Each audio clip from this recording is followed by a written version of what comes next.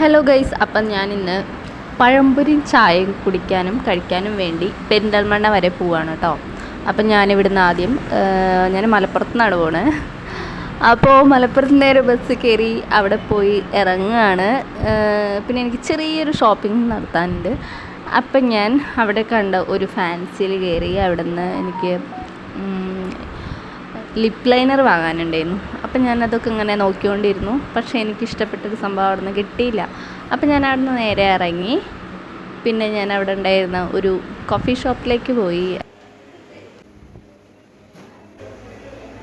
സ്നാക്സും കാര്യങ്ങളൊക്കെ ഉണ്ടായിരുന്നു. അപ്പം ഞാൻ അവിടെ നിന്ന് പഴംപൊരിയും ചായയും കഴിച്ചു. വീണ്ടും ഞാൻ ബസ് കയറണ ഗൈസ്. തിരിച്ചു വരുമ്പോൾ ഒടുക്കത്തെ മഴയായിരുന്നു. പിന്നെ ഞാൻ വീട്ടിലെത്തി. അപ്പോൾ അടുത്ത വ്ളോഗിൽ കാണാം. ടാറ്റാ.